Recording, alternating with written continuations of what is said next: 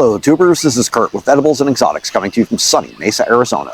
And today's episode, I'm going to share a little experiment I got going on. So last winter I did a video on propagating 2,000 fig tree cuttings from my Black Mission fig, and did a couple of different methods. And one that I was really surprised by, and I've done this a couple of years in a row now, is sprouting fig cuttings in water. So I took little tiny sprigs that basically broke off or were in the way of doing fig pops or whatever, and I put them in a little glass of water, a little shot glass. You know, they were only about like two inches, 2.5, 3 inches tall, something like that. I put them in a little shot glass, put them in the windowsill. I only had like 4 or 5 or something in there, and I just changed the water every day.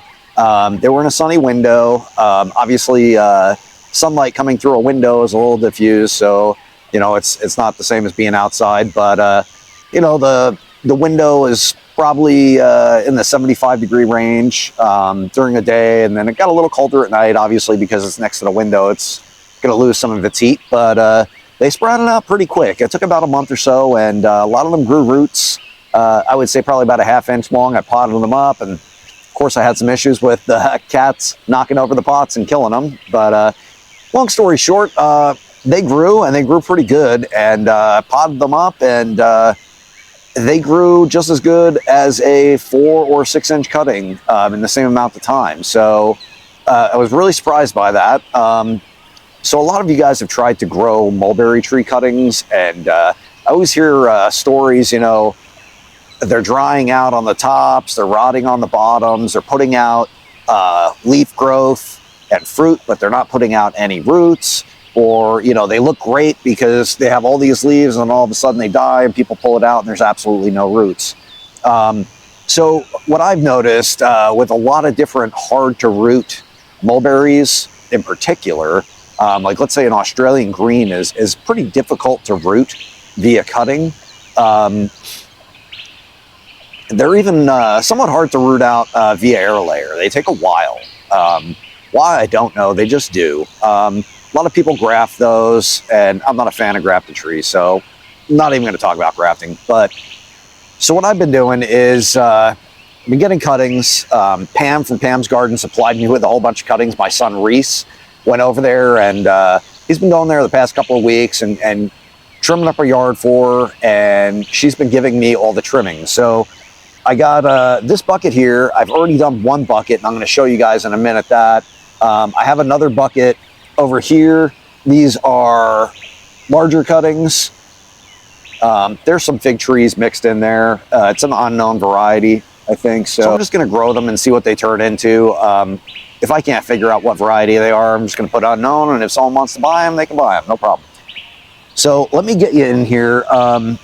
So this bucket here, I filled it up probably about 2 inches with just regular water. It's sitting outside, and the good thing about being outside is our temperatures right now during the night are 50 or below, all right? During the day, we're getting into the mid to upper 70s. Some days are a little colder, some are a little warmer, but that's about the average. I have this bucket right now underneath the shade of all these papayas here, and then this Pakistani here, all right? The sun rises that way, and it sets behind the camera. So back to this bucket here. What I've been doing is water rooting these guys. Not completely, but I've been getting them past the stage of these tips drying out and the bottoms wanting to rot, and these guys putting out buds. By keeping them in the shade, also in this bucket where it's shady inside, it's a little more humid, and it's supplying plenty of water for them to drink from the bottom. All right, and like I said, I've been changing this water every couple of days, so it's not going to go stagnant. The good thing is the temperatures are cold, so the bacteria and fungus that are going to breed in there and cause it to go nasty and smell like sewer water, they don't really grow that fast when the temperatures are this cold. So by keeping these outside in the shade and everything, what I am doing is I'm allowing the root bumps to form on the cutting. So there's a big misconception out there that figs and mulberries are going to only put out roots from nodes, all right?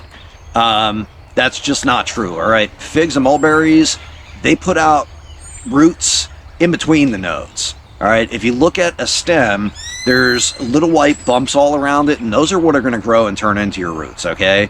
They're not just going to grow roots out of the bottom where you cut it. The 45-degree angle at the bottom, a lot of people say to cut them at a 45. I never do that. It might make it easier if you're trying to stab it into soil, but I don't stab cuttings into soil like that anyway.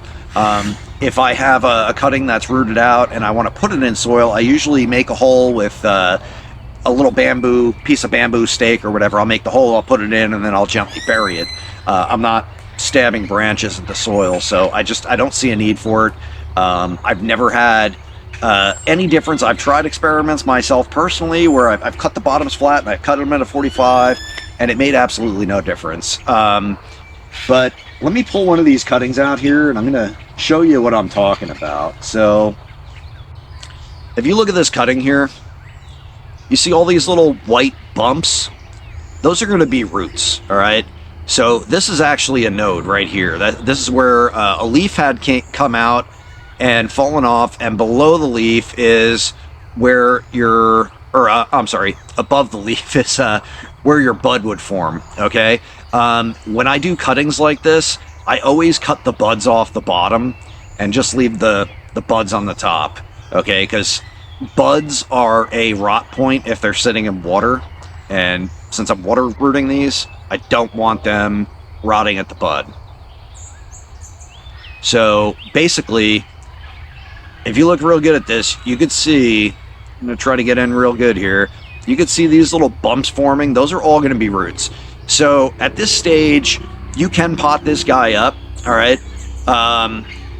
What I've been doing is I've been using 8-inch tall by 3-inch wide tree pots. And I'm going to take you over to where I have 100 of these guys rooting out. And basically, I just fill the bottoms of the pots, maybe like 2 inches. I put this guy in there, and then I fill it with dirt, and then I pick the pot up, and I just tamp it down to settle the dirt. And if I need to, I'll add a little bit more. And what I'm trying to do is leave about half of this from here up above the soil and from here down below. And the soil mixture I've been using is about 1/3 of peat moss, and then the rest is composted wood chips. So when you're doing cuttings like this, you don't want any sort of fertilizers in the soil. There's usually enough energy in this to get this guy pretty much started, these little buds growing up. Usually what I do is I let these guys go until springtime. Right now it's about a week or so before Christmas, so it's middle of December. So I let these guys go until the beginning of spring, which would be around the second week of March, and then I'll give them quarter strength liquid fertilizer. Not a lot, just a little bit, just to get these guys to wake up. And then I'll just monitor the growth. If they're growing, I don't give them anything. If they slow down and stop growing, I give them just a little bit more, usually just nitrogen at that point, because that's all they're going to need. But my soil mixture that I've been using is excellent for these, like I said, because it has no fertilizers added. So a lot of potting soils that you get, they have either little fertilizer balls or they've been soaked in a fertilizer. When you're doing cuttings, you don't want fertilizer in there because the roots are very young, they're very tender, they're very sensitive. It's just like you wouldn't want to put these cuttings once they started rooting out in direct sunlight. So think of the fertilizer like the sun. If you give it too much sun, it's going to burn all the growth, probably kill your cutting. If you give it too much fertilizer, the same thing's going to happen. You're going to wind up burning your cutting, okay, and killing it. So what I recommend is peat moss and the composted wood chips. If there's nothing added, if you can find it. The brand I've been using, I think, is Kellogg, and it's basically just literally, it looks like composted wood chips. It's very woody, it's very light. There's some good advantages to this too. So the wood chips are going to hold a lot of moisture. They really act like a sponge, and when they dry out, they're easy to rehydrate, all right? Because they're really broken down, they're really fibrous. The peat moss, on the other hand, it's going to hold a lot of moisture, but once it dries out, it does not want to rehydrate very easily. by mixing the two, it kind of balances the two out, all right? It creates a lot of air pockets, and it creates very good drainage. So cuttings themselves, they need a lot of oxygen. Since they don't have anything on the top, constantly sucking moisture out of the soil and drying it, you're going to need some sort of airflow in there to help get the moisture out so you don't wind up with any sort of pathogens in there rotting your roots or eating your roots.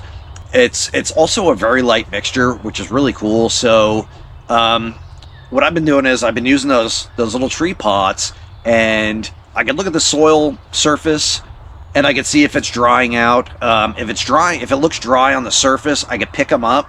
And since my mixture is so light and airy, and the cuttings really don't weigh that much, the pots weigh next to nothing, I can pick them up and see, whether it needs water or not. If it feels like nothing's in there, then I'll give it water. If it still feels a little heavy, it could just be that the surface dried out, so I'll just mist the surface a little bit. All right, so let me get you guys over there. These guys, I showed you the little root bumps. That one could actually be potted up. A lot of these, here, I'll pull another one out here just at random.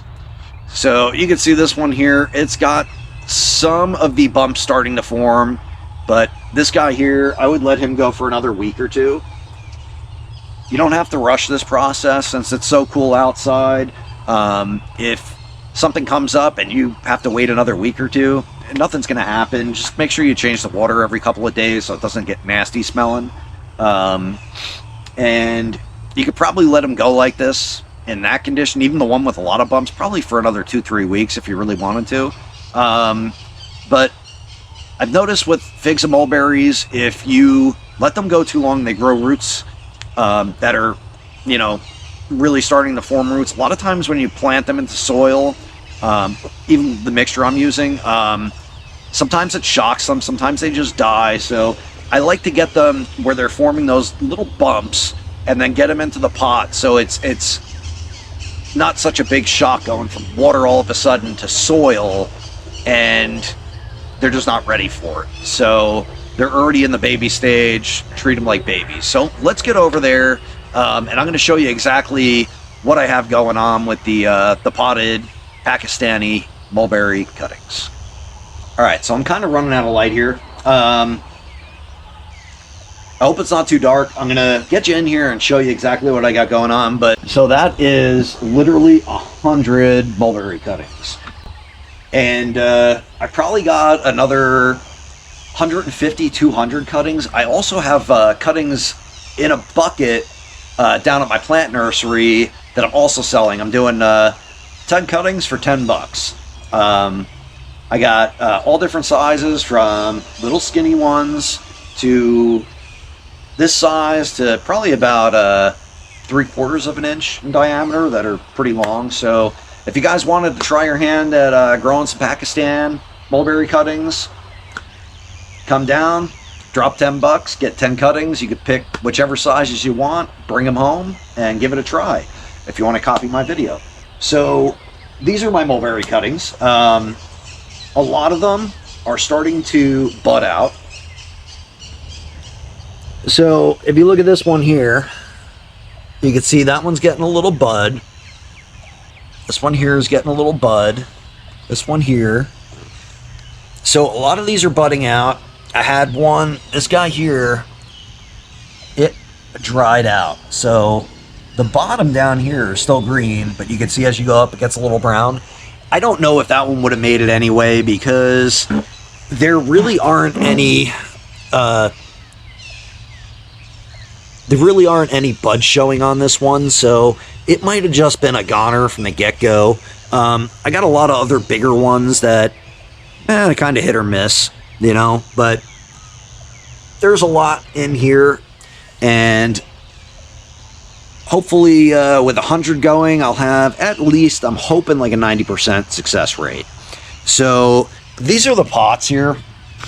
They're kind of like really thick garbage bags. They're not some super great pot, but I got 100 of these for, I think, $20, and they are, I think they're 3 inches wide and just short of 8 inches tall. They're like 7.8 something inches, but basically 8 inches tall. So there's the soil. This is just like composted wood chips and peat moss. So these guys are really light. You pick them up, you could actually, if you pick it up, you could actually feel the weight to these, which is really nice. They have little drainage holes in the bottom. I got these off of Amazon. I highly recommend them. They got awful reviews. People just didn't like them, but I think they grow, or for growing cuttings, I think they're the perfect size. So I'd highly recommend them. So that's basically my experiment for this. I think I'm going to have good success with these. This is a great time to start cuttings. A lot of people think, springtime is going to be good, or early fall. Early fall here, it's outside, it's still too hot. They have a tendency to dry out unless you have a misting system and, some sort of automated watering and some good shade, and even shade cloth. If they're under shade cloth, they usually die. You need full shade, so like a porch or a patio or something like that, or something that's in the shade on the north side of your house or something like that. Full shade all day. I do a lot of cuttings in the winter. If you watch my other videos, especially the fig tree, I did 2,000 fig tree cuttings around this time last year, and they will sit outside. They'll bud out, you'll get buds, they'll probably grow, and then January, February is going to get pretty cold. The buds are usually going to grow a little bit, and then the leaves are going to fall off.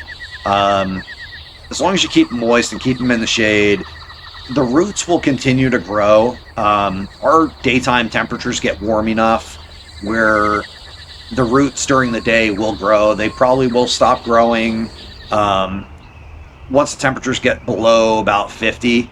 Not so much stop, but they're really going to slow down because their chemical reactions that they use to grow roots, let's say, the colder it gets, the slower it gets. So the warmer the temperature gets, the faster they grow. That's why a lot of people say, put seedlings and cuttings and stuff like that on heat mats, but keep the tops cool. A lot of people root out cuttings in their garage almost in complete darkness. They put heat mats underneath them, and their garage is pretty cool. And they're trying to grow roots and not leaves. I'm pretty much doing the same thing here, but cheaper. So these guys, they're in full shade. They might get a little bit of dappled light in here, not much. Like I said, they are going to grow roots out over the winter, as long as they don't rot or try to put out a bunch of top growth with no roots. But I think we're cool enough and shady enough in here where they're not going to put out a lot of top growth. They're going to put out these buds. This has been on here just like that for about a week now. So they're probably going to put out buds like that, and then it's going to get cooler in January, February. They might put out a little bit of growth. It might drop its leaves and then regrow in the spring, but more than likely it'll just stay like this, maybe get a few leaves on it and just hang out over the winter. And then come springtime, they should be pretty well established root-wise where they could actually start to grow, and I can move them out into, morning sun, let's say. Once they put on a lot of growth, then I can move them into full day sun, but I'm going to have to keep these pots in the shade because black plastic pots, even in the springtime here, early spring, the black plastic pots are going to heat up pretty hot, and it could cause damage to the plants. So I'm going to do some updates on these maybe in a month or so and show you guys what's going on. But like I said, this is an experiment. I've never done it this way. I've done figs in a similar manner, and I showed videos on that, and they did great. So I'm hoping these guys do good too. Like I said, this is an attempt to kind of skirt around all the problems that arise with Pakistani mulberry cuttings. Whether it's the tops drying out, the bottoms rotting, it putting out leaves and no roots. This is my experiment to try to fix that problem. So if this works out or doesn't work out, I'll do updates. I'll tell you, but I'm pretty sure at least, if I had to guess, I'd say at least 50% are going to work, but I'm hoping for 90. If you guys want to try this experiment out on your own, like I said, I have Pakistani mulberry cuttings available at my plant nursery. I'll put a link to Google Maps, so you can click on the link. It'll take you right to the maps, and it'll show you where the nursery is. I'll also put the address in the description as well. So that's going to conclude this video, guys. Please don't forget to like, subscribe, share, hit the bell, tell all your friends. Come down and visit me at the plant nursery. And until the next video, guys, keep growing.